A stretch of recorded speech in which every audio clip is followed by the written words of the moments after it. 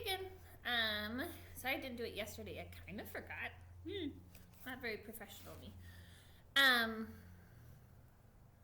so, Hatchet, chapter 3. Hopefully you've seen the other two. Remember that chapter 2 had 2 parts just because I recorded it in 2 parts, hopefully making it easier to load onto YouTube.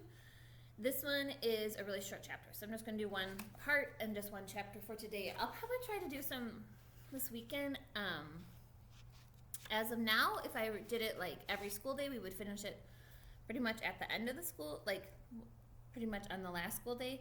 So we'll see, but I'll make sure we get it done either way before the end of the year, or you could probably just do it after the school year's done too, because it won't really matter. All right, so again, Brian's in the airplane. The pilot, we pretty sure, has passed away. He's died. And Brian is on his own. He's only 13, I think. No idea how to fly airplane. So he's up in the woods, like in Canada. So he's just looking. It's just trees. And then he realizes, okay, I got to find a lake to try to land on. That's going to be the safest because there's no open like land for him to land on. So that's what his aim right now is, to find a lake. And the engine just ran out, or the gas ran out. Engine stopped, so now he's trying to land. So it says, Brian pushed the nose of the plane down and threw up. All right, chapter 3. Going to die, Brian thought. Going to die. Gonna die. Gonna die. His whole brain screamed in the sudden silence. Gonna die.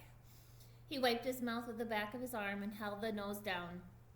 The plane went into a glide, a very fast glide that ate altitude. That suddenly there weren't any lakes. Suddenly there weren't any lakes. All he'd seen since they started flying over the forest was lakes, and now they were gone.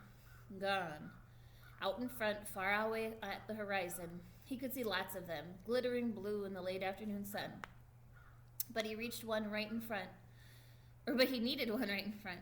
He desperately needed a lake right in front of the plane, and all he saw through the windshield were trees, green death trees. If he had to turn, he didn't think he could keep the plane flying. His stomach tightened into a series of rolling knots, and his breath came in short bursts. There!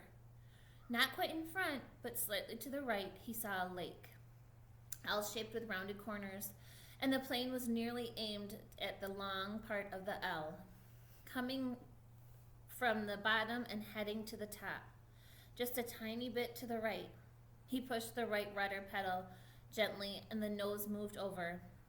But the turn cost him speed, and now the lake was above his nose. He pulled back on the wheel slightly, and the nose came up. This caused the plane to slow dramatically and almost seemed to stop and wallow in the air. The controls became very loose feeling and frightened Brian, making him push the wheel back in. This increased the speed a bit, but filled the windshield once more with nothing but trees, and the lake well above the nose out of reach. For a space of 3 or 4 seconds, things seemed to hang, almost to stop. The plane was flying, but so slowly, it would never reach the lake.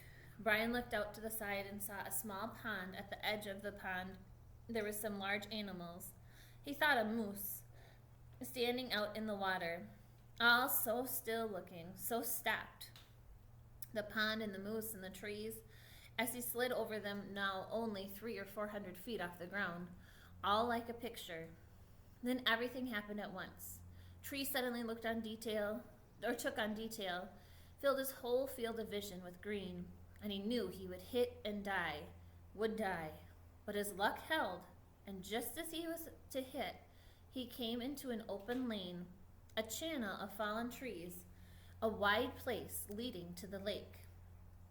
The plane, committed now to landing, to crashing, fell into the wide place like a stone, and Brian eased back on the wheel and braced himself for the crash. But there was a tiny bit of speed left, and when he pulled on the wheel, the nose came up, and he saw that in front of the blue of the lake, and at a instant, let's try that again. But there was a tiny bit of speed left, and when he pulled on the wheel, the nose came up, and he saw in front the blue of the lake, and at an instant the plane hit the trees. There was a great wrenching of the wings caught the pines at the side of the clearing and broke back, ripping back just outside the main braces. Dust and dirt blew off the floor into his face so hard he thought there must have been some kind of explosion.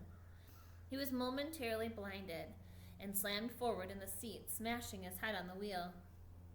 Then a wild crashing sound, ripping of metal, and the plane rolled to the right and blew through the trees, out over the water and down to slam into the lake. Skip once on water as hard as concrete. Water that tore the windshield out and shattered the side of the windows. Water that drove him back into the seat. Somebody was screaming as the plane drove down into the water. Somebody screamed tight animal screams of fear and pain, and he did not know that it was his sound, that he roared against the water that took him and the plane still deeper, down into the water. He saw nothing but sense blue, cold blue-green, and he raked at the seatbelt catch, tore his nails loose on one hand. He ripped at it until it released, and somehow the water, trying to kill him and end him. Somehow he pulled himself out of the shattered front of the window and clawed up into the blue, felt something hold him back, felt his windbreaker tear, and he was free, tearing free, ripping free. But so far to the surface, and his lungs could not do this thing, could not hold and were through. And he sucked water, took a great pull of water that would finally win, finally take him, and his head broke into the light and vomited and swam, pulling without knowing what he was doing, without knowing anything, pulling until his hands caught the weeds and muck, pulling and screaming until his hands caught the last grass and brush, and he felt his chest on land, felt his face on the coarse blades of grass, and he stopped. Everything stopped. A color came that he had never seen before, a color that exploded in his mind with pain, and he was gone from it all, spiraling out into the world, spiraling out into nothing. Nothing. All right, that's the end of the chapter for today. We'll get to chapter 4 soon. Enjoy your day.